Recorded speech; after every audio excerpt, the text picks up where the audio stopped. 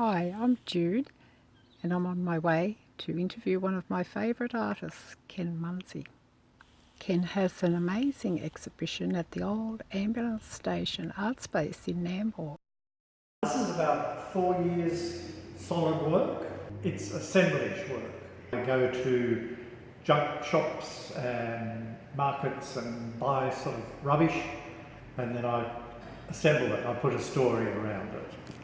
It's not my story. I ask the people who are viewing it to make up their own story. Can you tell me who or what inspired you to make this type of art, this found objects? I don't know.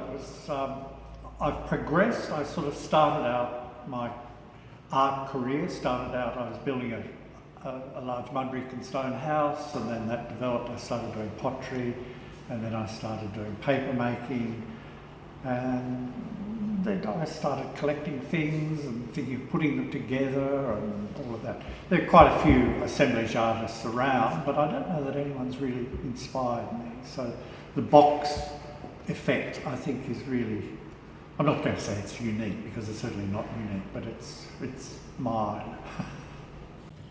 Do you have a favourite, Ken?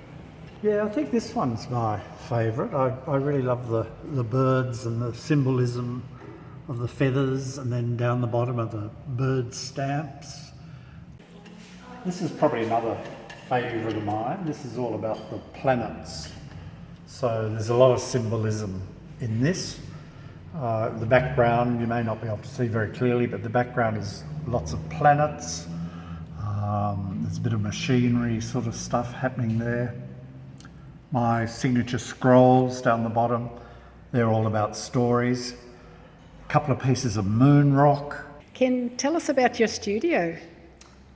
Well, my studio is my sacred space, I suppose. I like to be there by myself. I don't like people interrupting me. I never take my phone into the studio.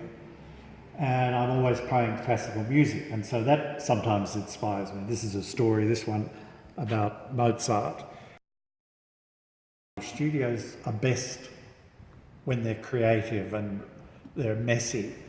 So I'm in my studio and working, and sometimes I get a blockage, sometimes the muse leaves me.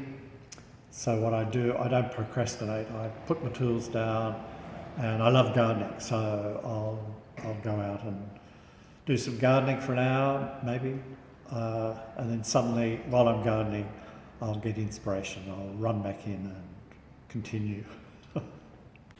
Ken, I've heard you call yourself an emerging artist. Can you explain that? Well, I'm a late starter. I'm still finding my feet. I haven't had a really major exhibition in a major gallery.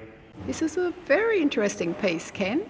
This one I was inspired by a poem, a 17th century poem by Robert Herrick, called Gather the Rosebuds While You May. And this is all about a young maiden, and she's gathering rosebuds, but if she doesn't gather rosebuds, that might happen.